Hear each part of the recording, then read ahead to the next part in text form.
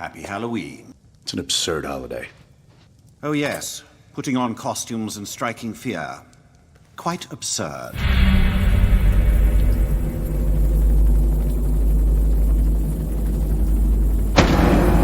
All it takes is one bad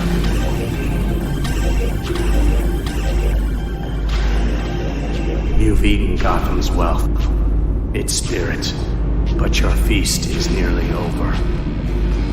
This is not my home. It's an operating table. And I'm the surgeon.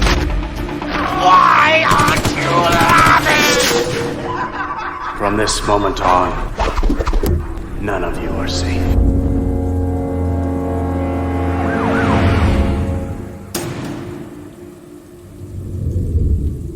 Welcome to the Batman Book Club, a podcast exploring the Dark Knight Library. I'm your host, Ryan Lauer. The Batman Book Club is a proud member of the Batman Podcast Network, hosted by Batman on Film. Just go to batmanonfilm.com, click on podcasts, and you'll find the Batman Podcast Network. There's a whole list of other Bat-related shows. I'd also like to dive into other nerdy subjects that we all love to frolic about. No. Especially this time of year. Batman Book Club is also on Patreon if you want to help support the show and join the others. Keep a few others on patreon.com/thebatmanbc to support the show and help keep those generators running in the Wayne Manor study. Now, the spooky month is inching along here, closer to the end than to the beginning now, with episode 170. And there's a little extra pip in my step for this one, because we're talking the Long Halloween special. The Long Halloween. That's for you, Paul Herman. And with me is a familiar voice, the big Dukaroo, if you will. He's Jersey's finest, Italy's finest. Let's just say that. And I think he would definitely fit in with the mob of this Tim Sale, Jeff Loeb universe. There's a lot of Italians in there, and especially because he's a frolicker from straight out of Gotham. Peter R. Verra. Peter, thanks for coming back on. It's not wrap up. It was easier homework this time. No one in the Falcone crime family frolics. Especially not Sophia. Sophia's not a woman who frolics. I'm thinking about the animated movie where it's that guy that like stood up and got mouthy with Carmine. Like the original scene was actually he started frolicking and Carmine just looked at him, looked at his bodyguard, and the guy just went and threw him over the threw him down the steps. Don't waste the bullets. I want him to feel this. I just threw him down. He's done. But yeah, spooky month. This is your fourth one, just like the previous gents. And you called it early, way back in 2020. You jumped onto Haunted Night. You wanted to tackle some Jeff Loeb, Tim Sale, and then we were almost a little puzzled of what you would return with this year. And then we were like, Pete, I mean, you got to do the capper, right? It's a layup. You got to do the capper here. So the real challenge comes next year, if you're willing to come back next year. Yeah, I think I'm done. You're done? Okay. You heard it here. Pete's done today. I'm done. This is the last one. Throwing in the towel. Taking on straight out of Gotham full time. Don't already do that. Swap spots with Holzman. He can come on here and do the wrap-ups at the end of the month. Done? Done. Eric Holzman. Very good. Holzman! All right. Be enough frolicking. Let's go ahead and dive into the book of choice for today. Let's talk Batman: The Long Halloween Special. All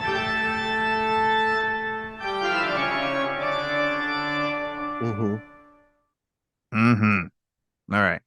Where do you want to begin? Let's go with where do we begin? A year ago? No, written by Jeff Loeb, obviously. Drawn by the late, great Tim Sale, obviously. R.I.P. This special came out in 2021. It was released in like a prestige format physically with 3 different covers. It was also released digitally, and it is available currently on DC Universe Infinite. Because it's so recent and because it is just a 48-page special, I don't know if I'm sure probably one day they'll do some kind of re-release with it or something, but it's hard for me to kind of imagine what that will be. That's going to be bigger and greater than, the initial release physically.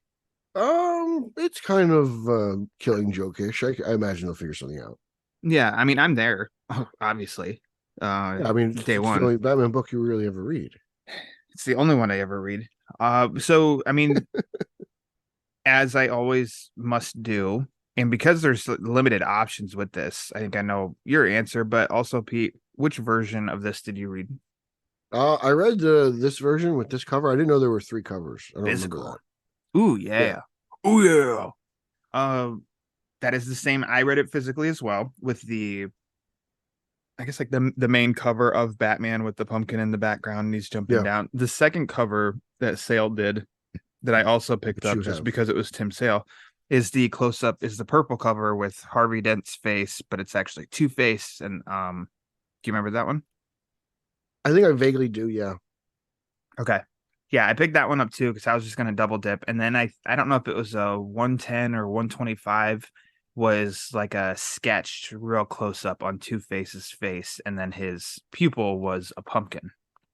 Cool. And I think yeah, I thought that one was really cool. It was expensive, I think, at the time, so I passed on it. And then since then, obviously, since the passing of Sale and stuff too, I think that one's really expensive now. So that'd be a cool one to grab one day. No, not yet. But I might sell a kidney and go for it. Roll the dice. What about one of your fiance's kidneys? She doesn't need them. I think I'll probably be a gentleman and get rid of mine before hers. Your loss. Okay. Yeah, literally my loss. I remember, but I gotta ask, do you remember when you first read this? The Wednesday, Tuesday it came out. Yeah, because like 2 years ago, because you and I talked about it on the wrap-up episode. I think that was our first year of doing the wrap-ups. Was it? Yeah. Everything kind of blends together. Everything blends together, yeah. Especially. We've read so many comics, you and I, just for the show. Mm-hmm. So we talked about it then. I probably dipped into it a little early because I think I reviewed it for Batman on Film even. You can't wait because you're a child. I can't wait on some things. And when it's something like this too, The Long Halloween, yeah, I was not gonna wait. And actually on the YouTube channel, I only did a couple of these. I called them quick reviews. And I edited a quick video. It's like 2 minutes of this on the Batman Book Club YouTube channel. Some people watched it and paid attention to it, so that was at least nice. It's nice when people pay attention to things you work on. Yeah. So yeah, I mean, I knew that this was probably like, it was inevitable that this is going to be a more deep dive, because even though we talk about in the wrap-up episodes about issues, we don't do deep dives because we have plenty of books to cover. And I think even at that time, October 2021, we were doing like 30 Batman books a month or something. So really? I knew those were the days. We had like that one December that was like brutal. It was like $50. It was crazy. Clark Bull was like, haha, try this. Yeah. Oh, you guys are gonna cover all the Batman books, huh? Massive dump of comics. And then I guess why the Long Halloween special?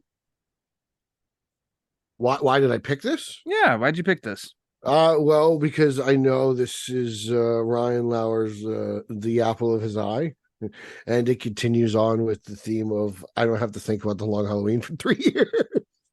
I could just jump right into it in Halloween, like it made my decision making a lot easier. All right, fair enough. So start thinking now. Oh no, you already said you're done. You're done. This is it. I'm done. And which you're peaking. I mean, because this is actually like the last, and it's kind of sad to think about. Of this is the last new, like Loeb Sale Batman work to cover on the show. Like first time. Yeah, I mean it's funny everything else because they've done has been done. It ends in a tease, right? Yeah, like we were supposed to get more, and I doubt we will. Me too. So there was a glimmer of hope, and actually, and they did get some. I was checking out. It was like Den of Geek, Entertainment Weekly, I think Sci-Fi. They all got some time with Sale and Loeb to, to promote this book and ask a couple questions. And I mean, as I think any writers, artists, and stuff will do, storytellers will do, they won't say this is the final kibosh. Instead, they did leave it open to like and maybe there's an idea. We have an idea, maybe something, down the road and whatever. And in 2021, when I got done reading this, I think anybody listening knows at the last page, it says the end for now. In that interview, I think with the Entertainment Weekly one, Loeb calls this an epilogue. Mm-hmm. There's a couple snippets that make it feel like it's not an epilogue. It's like a tease for something that's coming next. Yeah. And then with sales passing last year, I'm sorry, but like, to me, if you removed Tim's sale, then it's like close the book on the Long Halloween universe. He's too crucial, especially in comic book form. These two have handled all of that stuff. Mm-hmm. The look, maybe you could get away with it as like a writer, but as far as like artist, especially with someone with such a distinct look like Sale, it's like I don't think you even go back to the universe at all. Was it its own universe or was it in continuity? That's the part I didn't really understand. Well, I think it's in continuity, and in one of those interviews, Loeb even said too of like what they wanted to do with their stories is they can fit in gaps without changing anything before or after. Mm-hmm. So you can read year one and then go into the Long Halloween, and nothing with the Long Halloween retcons or negates year one. Right. And then other main moments of Batman's history, this whole Long Halloween, Dark Victory, even the Haunted Night stories, none of that contradicts, retcons, negates the main influential stories in Batman's history. And I totally agree with that. Mm-hmm. But it also made me think of the Englehart and Rogers with Strange Apparitions and then Dark Detective, and they were going to do a sequel to Dark Detective, and then Marshall Rogers passed away. So it was, I think there was like an issue or two that was even completed. And then Rogers passed away. And so then it was like, nope, not doing it. And it's done. It'll never be released. So it kind of even made me wonder with this too of like, oh, but were they working on some and then it just never went anywhere? Or is it always intended? This is it. Yeah. To be honest, I've always kind of felt like Hush was a part of the Long Halloween, I always felt like part. Yeah, I was. And so I always wondered maybe Jim Lee would kind of come out of artist retirement and kind of pick up the reins there in honor of Tim, not necessarily mimicking his style, obviously doing Jim's style, but because I always figured Hush was just part of the Loeb epic, to steal a line from the Batman, the epic crime sagas that those were, Yeah. I don't know, because I thought in that new edition of Hush that was released, there was 5 new pages. And it teased that there's going to be more to Hush coming. So I'd feel like Lee would do that before Long Halloween. I don't know. Of course, if there is ever a continuation with this. He's got bigger and better jobs these days. Yeah, he does. Better paying. If they ever return to this, though, obviously I will be reading it and picking it up. It's just, I don't think you can't. I don't know.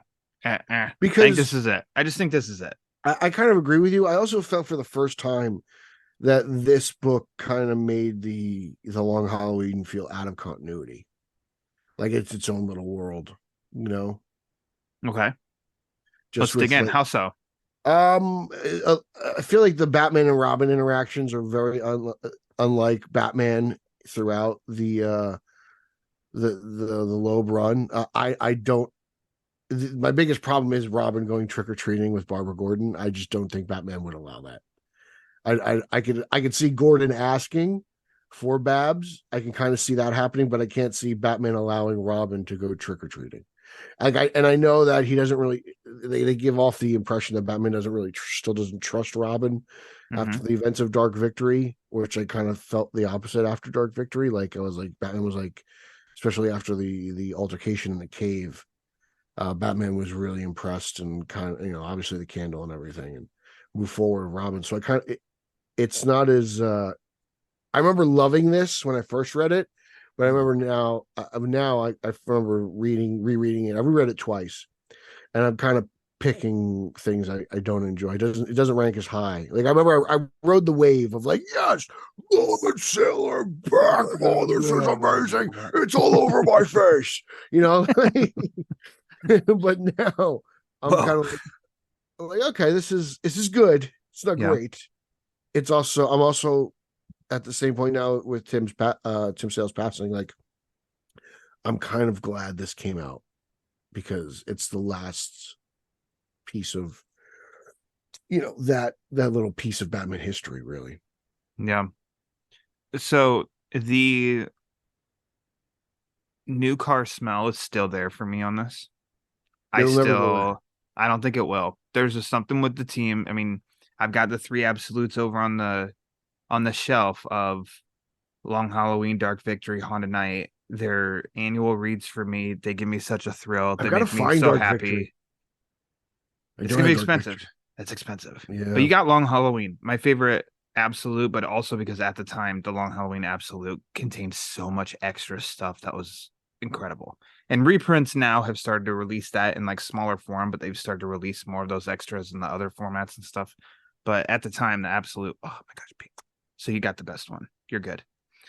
But I have no complaints. I think listen to you and I talk about each issue of the Haunted Night collection the past 3 years. There's no nits to pick on my end. I don't have nits to pick on this end. And something that even with that going trick-or-treating, I know could be kiddish and stuff too, but I think it's a strength for me of like Loeb doesn't lean into it being hokey or too childish. And then with sales art, and then I mean, their friend Richard Starkings comes back for this on the so he did lettering and design. And then Brennan Wagner is the colorist, Matt Wagner's son, and I think he does a really good job too to make this fit like the vibe of all their other work too. And so I could see how that trick-or-treating section for you could be like for me it does like it. I don't know that it'll ever. There's a like, lot of bother great me. stuff around it. Like Sure. I think Gilda's return is magical. Like everything around Gilda, I think is really awesome. That's good. That's a good place to start because that's literally that's the start of the book. Gilda.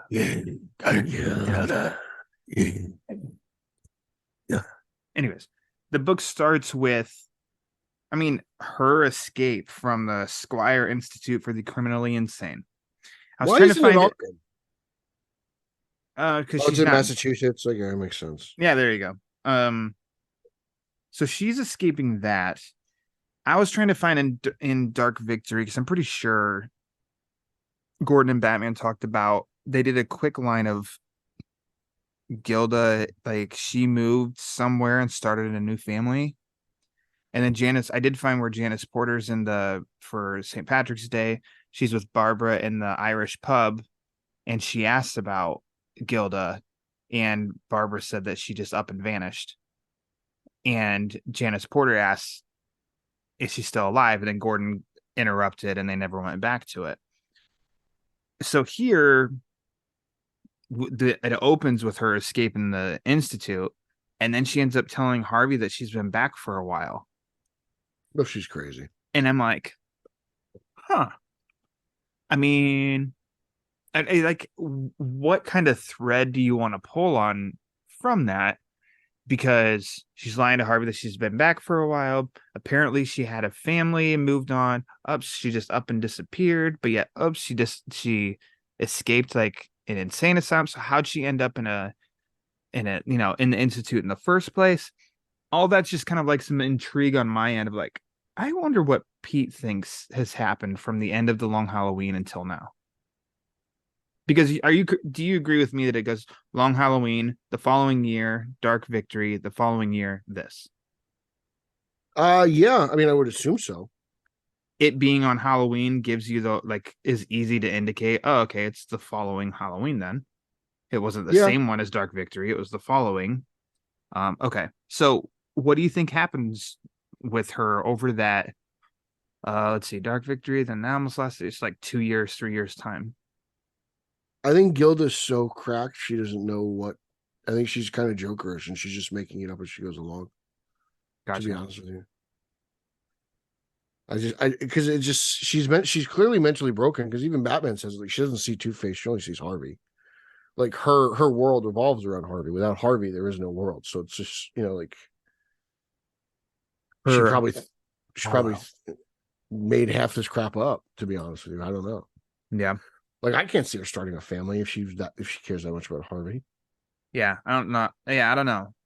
It's good on Loeb's part to provide that to where it's just like, I don't know, there's a couple different routes pending the route you want to go. Like you can take that. She just disappeared, never heard from her again. Oh, she did go and start a family. Oh, she actually, she cracked, she got arrested, she's in an institute, she escapes, and she's a cuckoo bird. Like, but then for this story, we don't see elements of her. Like, she's not the villain in this by any means. Hell, Two-Face isn't the villain in this. Not really. I mean, I think it's kind of brilliant how Calendar Man's the only one who figured out the truth. Yeah. So she's kind of the villain in a way, like everyone's trying to get their, Calendar Man's basically trying to get his revenge, on Gilda for stealing his MO. Not even Batman can figure out what's up with Gilda, like it's pretty cool how Calendar Man finally figured this out.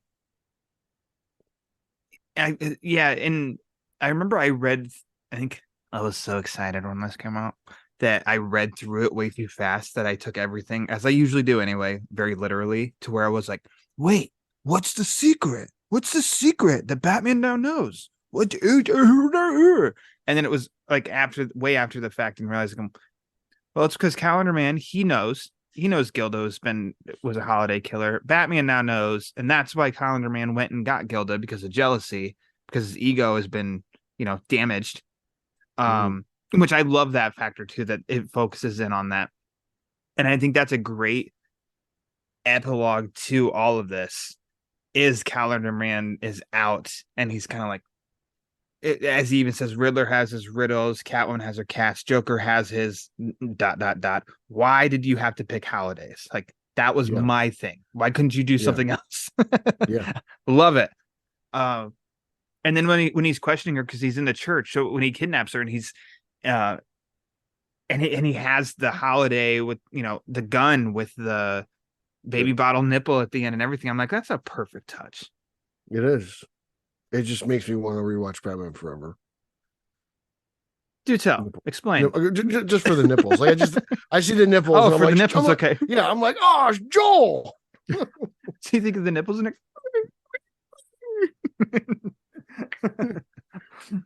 Okay. Fair enough. What do you want to touch on with some of this? I just like how it just seems like it's a typical Loeb kind of like crime detective story, and like I just love the way he writes Batman. He's like, "Where's Julian Day? I'm gonna beat the crap out of one of you two when you talk." Like I kind of like that version of Batman. Like, oh my god, I love that dialogue. Yeah, and how let's see. So I'm trying to flip. I'm going to work on both of you until someone talks.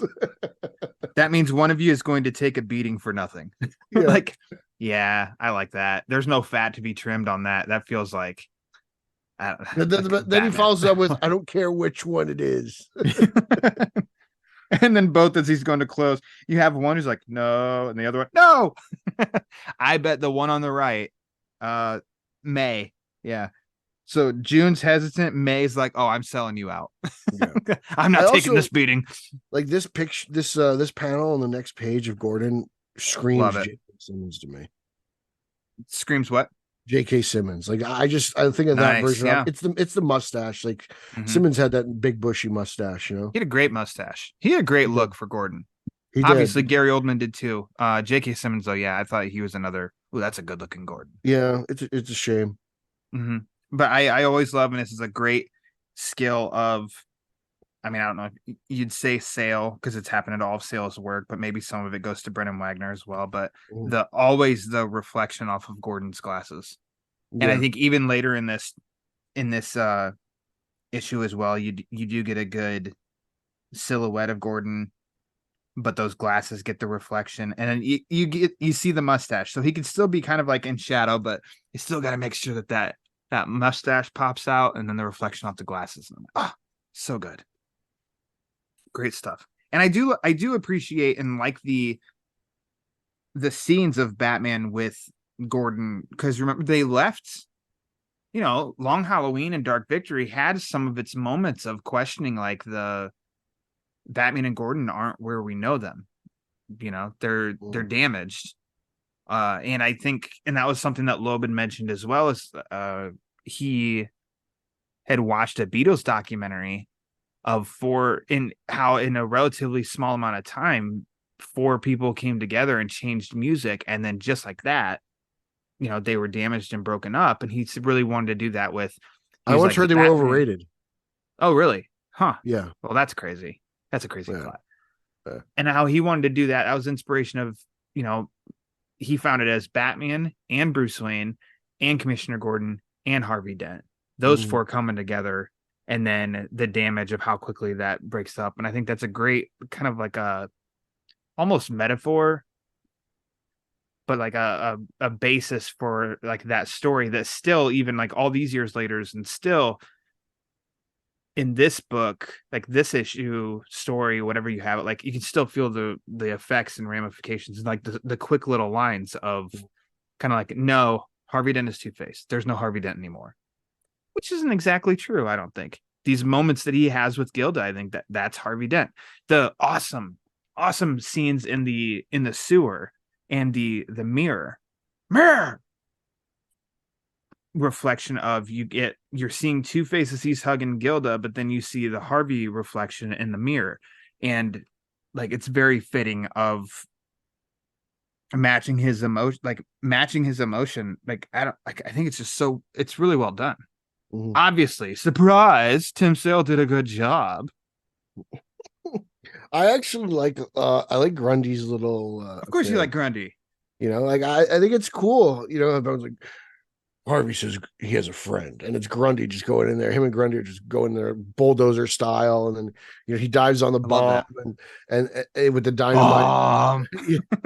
And then Harvey goes like something like resurrected on Sunday. Like it's cool. Like I was like, he gets a little bit of the rhyme in there. I like it. I'm with you too. I love that. Ever since that issue, it feels like closure. The Labor Day issue of the Long Halloween, when he discovered Grundy below the sewers, it's just like those two have been. It's really funny that someone would have a connection with a monster, but I love that Two-Face gravitated toward him, and that's like his security. His bouncer, if you will. And then the fact of like he doesn't leave him hanging here either, and Grundy sacrifices himself for Harvey on that too. It's like, I don't know, that's kind of like, that's some fun little magical moments that Loeb can consistently do like in these books, I think. And I like it. They're great little touches that add a little care to Grundy, who is a villain, quote unquote, but I don't know, I don't see him as much of like a villain in this story either. He's just kind of like a loner. He's just kind of there, just kind of hanging out. And so I think that's a good point. I really enjoy his inclusion. No, it just like I said, it just feels like closure. It feels like, I know closure, it ends and it says like, for now, but it does kind of feel like there's a couple loose ends that are tied up here. All the major characters needed to make an appearance did, except for probably like Catwoman, but like the story just doesn't lend itself to that. It's about what would she have brought to this? Because I mean, that's another thing that was kind of surprising. And of course, I was happy to get anything, but it being 48 pages, and I'm like, oh man, the Loeb, like those books, the Loeb Sale Batman books can read quick too, because it's not exposition heavy and long conversations or long internal dialogue or anything. You can read those in kind of a breeze. I'm like, man, 48 pages is going to probably go by pretty fast, and it kind of does. So I don't know how you could have justified Catwoman showing up and given her a reason without lessening some of the other elements. in it. I bet for you, probably it could have been like, oh, I know, cut the trick or treat scene. Yeah, to be honest. I find that one fun. And of course, because it's freaking Halloween, so it looks like fall, and then there's jack-o'-lanterns all over the place. I'm like, oh my God. Yep. That does it for me. Just want your pumpkin spice latte. Mm-hmm. It gets me to frolic. God, you're so weird. Join us, Pete. No, Frolic. I won't. We're not doing that. Frolic. Nope. Not doing that. Not doing that shit. Trick or treat or frolic. So let's see. We touched on. Oh, I liked. Okay, so knowing what we know and how you and I already said that, like, we think there's some cracks in Gilda Dent. Mm-hmm. And then we have Harvey who says, or Gilda says, I can't believe you got us back our house. Why do you think they sold and moved so quickly? I made them an offer they couldn't refuse. Now, could stop right there. But then she says, well, what do you mean? And he said, I gave them twice what they paid for it. So I think you can go two ways with that. He's a liar. Two ways. He's a liar. I made him an offer they couldn't refuse. He scared the shit out of him, made him bail, or he killed him. Or because it's fitting to Two-Face at this point, he really did like give them double what double the money, and they bailed. Yeah, I think he shot him twice in the head. I kind of feel that way too. Like they're in the basement. He was living in a sewer. Did he have a ton of money at that point? I don't think. But money, I don't know. I think you can kind of lean either way with it. I'll tell you though, I love the look of I always loved the look of that house and how it was drawn. Just feels like such a nice little home. And then especially with the coloring of the sunset behind it, the jack-o'-lanterns out front, and then of course the witch and the cat decorations in the window. And then thinking it's the trick-or-treaters, and then it's actually holiday. And he's like, well, isn't this a holiday?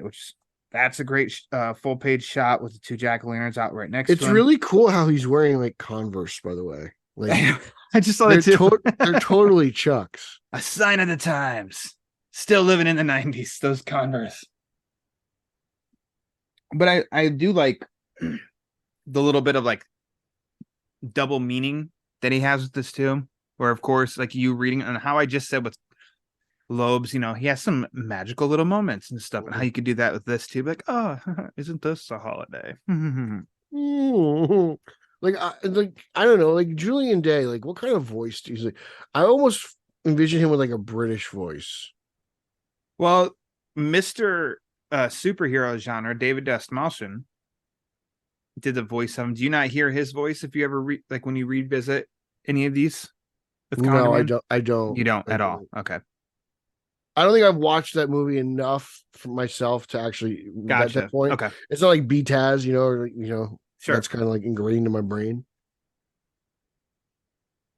Well, with him, he wants. Why do you think his motivation to kidnap Gilda and the ransom is Harvey joining him? Like, what's the play there? Why would it be important for him to get Harvey? Because Didn't Harvey Gilda's put him in jail? He did, but I mean, if he's out, he wants revenge. I guess, but like, he was pissed because Gilda took the holidays. Yeah, you threw me in jail, and then your wife stole my gig. Like, what the hell is wrong with you people? Leave me alone. but he wanted Harvey to join him. He didn't want him to show up so that he could kill him. So that's not like a plot hole or anything like that for me. I'm just kind of curious so okay, you put me in jail. Your wife stole holidays. The other holiday killer, he gone. So I've already got Gilda. Why didn't that's where I was piecing a little bit of like, what did he want with Harvey? Or is it just the ego boost of like, I got you to join me. Now let's go steal birthstones. I always thought he was going to kill him at some point. Yeah. Yeah. On a holiday. Yeah. I just Groundhog's Day. That was going to be the next sequel. Groundhog's Day. On 2/02, he was going to kill Two-Face. Wow, starring Bill Murray. Bill Murray is Two-Face. Bill Murray is the groundhog in Batman. It's the Groundhog's sequel that Day. everyone's wanted. A new Yes. Batman movie and a sequel to Groundhog's Day. Yeah, merging it, and it's just like, oh, man, we're onto something It's here. really all connected. It's all connected. Bill Murray is Two-Face, with Michael Keaton returning again as Batman. Yeah, Like, what is going on? I don't say on Earth 2 in the multiverse, but maybe That'd be like Earth 75, right? Okay, yeah, sure, that works. And somewhere Billy G. Williams is still not Two-Face. I mean, what else we got here? I did like Batman dressed up as Harvey in the joining of the gem stealing session. I thought that was kind of cool. That was a great double cross. And then And I'm like, how do the ears fit underneath that mask? because he's Batman. I was like, oh, jeez. That's How did he get out of the pit? Because he's Batman. Oh, okay. Oh, geez. You got one more question? Because I got How's your he answer. going to defeat Superman? He's Batman. Oh, okay. I like that too. That's a good little double cross. I like. Whew, he gets a little bloody, really beating the hell. He's got some leftover anger when he beats the hell out of Calendar. Yeah, I really thought, like, I was like, man, he's really going over the edge here because he's like dripping blood from the knuckles. And Like, I love. He goes, the boy is young. He'll learn. Yeah. All right. Like, I just kind of love that Batman. I love that a-hole Batman attitude. I really do. Like, this is the way it is. It sucks. And Sale does a great thing too. So definitely the teeth flying after a punch in the mouth. Mhm. But then also as Calendar Man's laying there, it looks, I mean, like when Batman beat the hell out of Alberto, and his fingers are all jacked up. Yeah. And Calendar Man here too, like every single finger is just like bent in ways it shouldn't be. And it's like, oh damn. Look at that. Batman punched him so hard in the face, it broke all of his fingers. Yeah. The boy is young. He'll learn. He'll learn. No, I thought all that was cool. And then it only makes sense that Two-Face would take Gilda and that they'd escape. And so then when I kind of like that. The ultimate double cross. I'm like, yeah, that's great. That's a nice little punctuation at the end. And it's romantic too. They get this nice little rowboat. The moon is out in the background. It almost feels like a Valentine's Day thing, right? Mm-hmm. Which is a holiday. So It's all connected. It's all connected. The kind of what you'd said and focusing on Gilda too. So it just, I guess, just depends on how it can work, how you want it to work. She is just this smitten wife who will never give up on her Apollo. And you can get that panel, or on that last page, Two-Face says there are two of them now, two, Batman and Robin. And then it's just Gilda in the panel. She says, and there's two of us again, now and forever. But in that panel, it could almost be like, oh, she's just like, she won't give up on Harvey. She loves him. Or it's like, if you change the tone and make it dark and she's like crazy, that's like kind of chilling too. It's almost like that. There's two of both. us. It's both. It's both because it's two. Yeah, it's both. It goes both ways. And there's two of us again, now and forever. Yeah. Yeah. Yeah. You know what? I would imagine. Think about it. Like she's a whacked out serial killer, and he's a hardened crime boss. Like it's they are destined to just do this dance forever, as someone once said. So I didn't.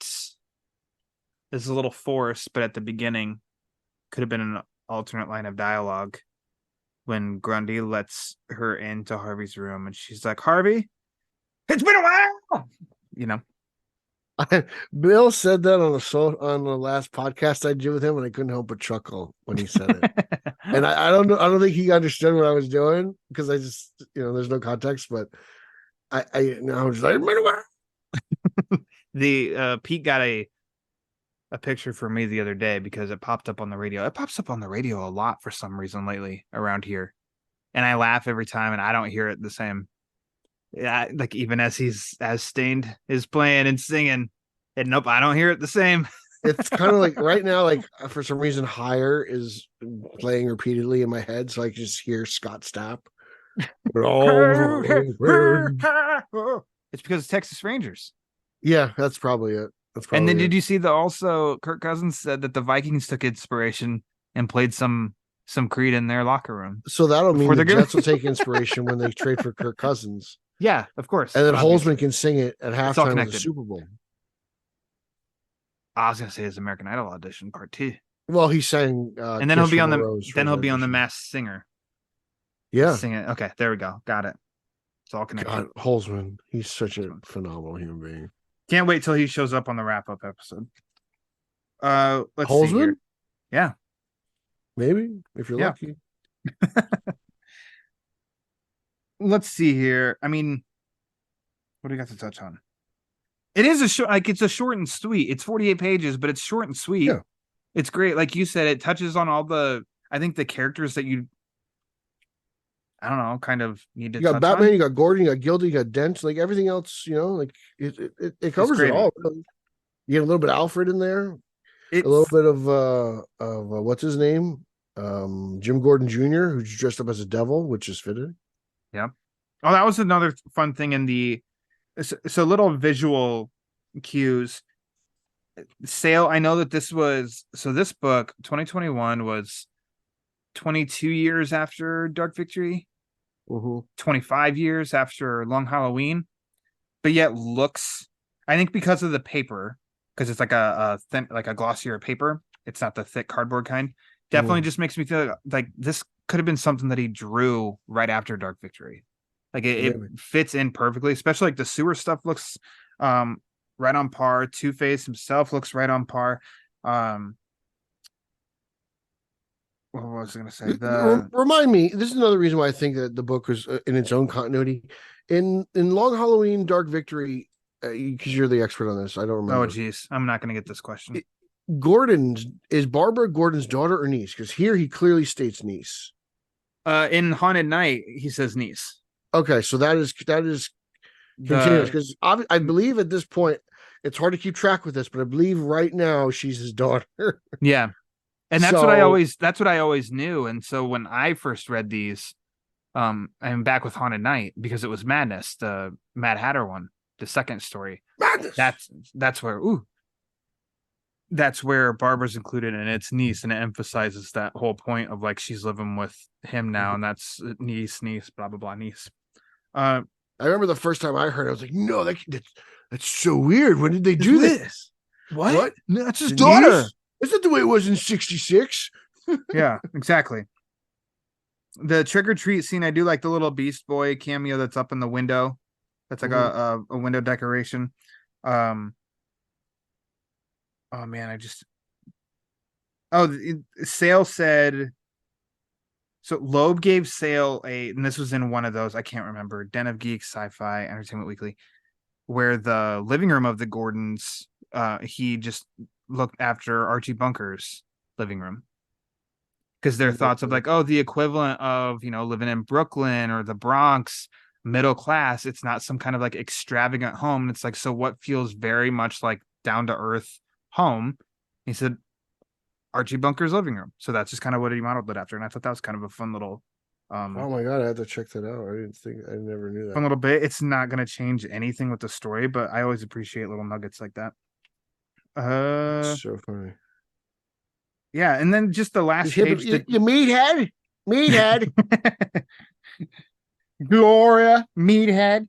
I did think that the last page. So yeah, because I read it so fast, that last page, the Dents have a secret. Julian Day knew it as well, and I'm afraid I now know it too. My first read, because I don't know why, I was like, "What's the secret?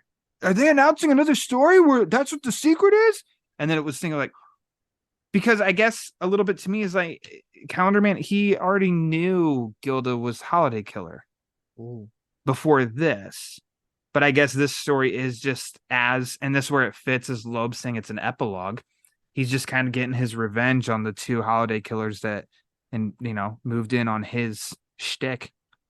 Yeah. And so that's, and it's coming to light now to where Batman's like, well, I know that Gilda was one of them, and which is different than the animated movie because at the end of the Long Halloween movie, Batman, confronts her basically about it. Mm-hmm. Remember, because there's a big hoop-de-doo of people say, I can't believe Batman just let Gilda walk free because she's a killer. This movie's as bad as Hush. I couldn't believe what they did with the Riddler and with Gilda here. It's unbelievable. Like, oh God. Like, oh God. In which I heard and listened to writer extraordinaire Tim Sheridan, who was the writer of that movie, and how he said, well, how do you not know that she walked up those steps and GCPD was right there and arrested her? Like, that's not there in the movie, but it, like, I don't know, that could be it. And I thought that's a good point, and how you can kind of just choose. I don't know, it's there. That's, I mean, at the end of Dark Knight Rises, John Blake falls off a building. I was gonna say, Grapple gun doesn't work, and he's dead. Release the Peter cut. That's it. He goes jumping off, splat. I shot it above my garage.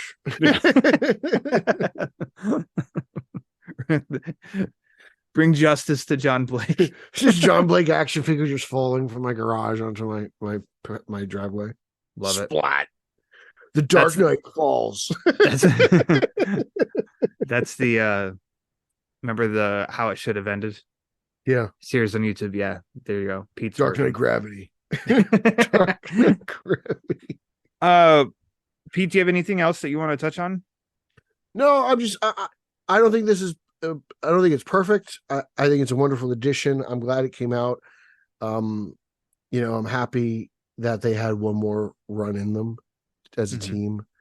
Because Long Halloween's a big part of why I'm a Batman fan and why I think Paul Herman's insane. I can't believe he doesn't like the Long Halloween. I don't understand it. I believe his word is overrated. Paul's overrated. And for that, stick around in November where there's going to be a lot of Paul Herman on the Batman book. But it is a fun little treat. It's like a nice piece of Halloween candy. It's satisfying. Yeah. So this is an interesting, and just into the newsroom here. We've got a submitted question from listener Mira. Now, obviously knowing that all of this says the Long Halloween based on Long Halloween, but Pete, if all this didn't happen on Halloween, what other day do you find fitting for it? Mischief Night. Devil's Night, as Detroit calls it. Is that what Detroit calls it? I asked Bill about that. They don't have Mischief Night in Texas. Yeah, the night before Halloween, Mischief Night. Yeah, Devil's Night. That's okay. when is it Eric Draven, the Crow? Yeah, I believe so. Yeah, that's when he dies. He crows Devil's out. Night. And then Eminem's group D12 have actually a really cool song. It's Devil's Night. Da, da, da, da, Nice. da, da, da. Cool. Yeah, she just has that. She had said maybe 4th of July because fireworks can cover up the flare of the crime. Oh, that's nice. Or the anniversary of Bruce's parents' death because Batman/Bruce himself would be preoccupied that day. And 2 people died. It feels like Two-Face would be interested in that. I don't know. There you go. I don't know. Yeah. But I mean, it's called the Long Halloween special. So I think it's pretty important that it happens on Halloween. So there you go. Into the wire. Breaking news. You heard it here first. All right, Pete, let's get to some favorites here. Yes, you've got a question? What was your favorite part of the Long Halloween special? My favorite part? Yeah. I actually enjoyed the fact that Two-Face and Gilda got away in the little rowboat. At the end? That's probably, like it's weird. It feels like a very kind of like sadistic happy ending. Right? Like it's just, it's like I should not be happy that these 2 people are getting away right now, but I kind of am. They didn't do anything that bad in this issue, though, that we saw. Harvey definitely killed whoever lived in the house. I was going to say he killed the homeowners, but we didn't see it, so you could say like, well, they didn't do anything too bad in this one. Man, like I always want to choose a Batman part, but I might choose like Grundy's sacrifice. Mhm. I like it. That's a good one. I like Born it. on a Monday, Monday, died on a Tuesday. hosting on a Wednesday. Risen on a Sunday, my friend. Like this, I don't know, it's good. Yeah. How about a favorite panel? It's a tie between Batman fighting May in June, like his first appearance in that vault, Uh-huh. and Gilda escaping. Like, I just, the way that Sale drew Gilda's escape is Mhm. very ghouly and spooky and Halloweeny, and it just really sticks out to me. Nice. I think there's a lot for such a 48-page story. I do like both pages of Harvey in the sewer because of his reflection. We're Mhm. seeing the Two-Face side, but in the reflection of the mirror, we're seeing the Harvey side. Batman in the vault, and like, where's Julia Day? Like that's Yeah. total Batman. Looks great. Stuff like on the roof when you've got the different colored it's like sunset and the house with the sunsets, but Yeah, Wagner really crushed it there.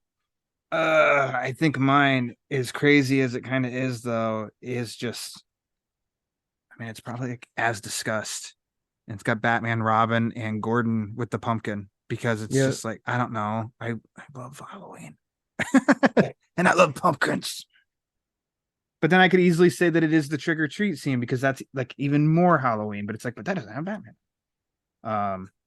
So yeah, I don't know. I'd probably go with that. That's it. Man, but I do like, I love in the sky of like the shattered bat signal. That's like a Two-Face bat So signal. Ryan basically. loves the God whole damn book. it. Pretty much. Damn it. There, I made my choice though, as discussed. Boom. I like There it the is. front cover and everything in between. The next 48 pages, and then even the back cover. Done. In which I like that too, actually, on the back cover and how it is like Calendar Man's goons. They have the months across the top of the head. Like that's cool. You should be Calendar Man for Halloween. I'd look great, my head shaved. Yeah. Get No. your head shaved, get like a water marker, Bad. write some dates on your head. Write some MAR. Yeah, and then APR. just wear a bathrobe. Oh, okay. It's a cheap costume when you think about it. You just need really a sheet and a pair of Converse. And yes, okay, that's the expensive one, is buying some Converse, unless I buy some used. Yeah, I mean, They should you be probably pretty cheap. need a new pair of sneakers anyway. Yeah. Okay. Done. Would you like to see this adapted in animation? Yeah, as a part of Dark Victory. It could be the epilogue of Dark Nice Victory. epilogue. Yeah. Okay. Interesting. Gilda. This this could be, I think this could be a 22-minute episode of animation. I don't think it could be any longer than that. And maybe they do that as like a DC animated short after. Yeah. I mean, you have to establish Dark Victory and then you can do this. You can't otherwise. I don't know. I guess you could. I mean, you don't really need Robin. I don't know. Maybe. True. You remove the Robin aspect, and then I think this could flat out follow up Long Halloween. Yeah. So, but I want more. So yeah, give me Dark Victory and then do this. All right. That's what Ryan says. Yep. That's what we did. Made it happen. Jim Lee, you It's better coming. be listening. Tim Sheridan's writing Dark Victory right now. Nice. Done. All right. Well, I think that'll do it. So Pete, thanks for coming back on. As You're always, welcome. Peter R. Verra. Yeah, Eric Holzman. Sidekick. You're a sidekick. Yeah. Yeah, for that podcast, Straight Out of Gotham. So why don't you go ahead and plug that and anything you can else? follow me on social media at Pete Illustrated. You can follow my one podcast, Straight Out of Gotham, at straight_O_G. You can follow my other podcast, Italian Spider-Man Coalition, at Italians for Spidey. And follow the Batman on Film podcast, because I recently did a show there. I did a show with the editor-in-chief of Batman on Film, Biljit Ramey, recently as well. So that'll probably drop soon. And BatmanOnFilm.com, Batman on Film YouTube, all over there. So check that stuff out. Everywhere. He's everywhere. I never actually asked a grade on this, and I should have done this first. What would your grade be for this story? B+. B+. Cool. Yeah. A. On my end. There we go. Ayo. Ayo. All right. So, and as you know, Pete comes back on this show at the end of every month to give a wrap up on new Batman comics. So stick around for that one as well. And he mentioned the Batman on Film podcast. Check out that feed. I've also posted it around these here parts too, because I got to speak with Sean Murphy again for the Batman on Film podcast. That was a great conversation. So make sure to check that out. So as for the Batman Book Club, follow on Twitter and Instagram at the Batman BC for latest episode drops, upcoming episodes, sometimes even some giveaways. Make sure to subscribe to the Batman Book Club YouTube channel, where Pete and I eventually will get to No Man's Land. Life, right? We're a little busy, but one of these days we're gonna get back. I wish some people would understand that. Yeah. It gets a little wild. It's tough. If Pete and I can't even talk Batman comics, that he knows something's up. Yeah. But we'll get back to that. And meanwhile, we've got the whole Return to No Man's Land 8-part omnibus coverage on there right now, as well as some video episodes with some great guests from the past, like Kelly Jones, Tom King, Tim Sheridan, Lee Bermejo. Eric Holzman. If you want to, Eric Holzman, if you want to support the show, there's a variety of ways you can do it. Like I said, join some of the others who are very generous, and patreon.com/thebatmanbc. Go to tpublic.com, type in TBBC for it, the Batman Book Club, for some cool items that have that fire logo created by the one Justin Kowalski. Okay, I was waiting. I didn't know if you do it or not. Oh. But if you want to support the show and you don't want to spend any money at all, that's a-okay. The easiest, quickest, most impactful thing you can do is rate and review the show. So any podcast feed that you listen to it, just go to the rate and review page and rate and review the show, because the more reviews the show gets, the more it helps spread the word. And as we all know, including Pete, the word is panic. So for Peter R. Verra, I am Ryan Lauer. Happy Halloween. Eat Halloween candy and remember,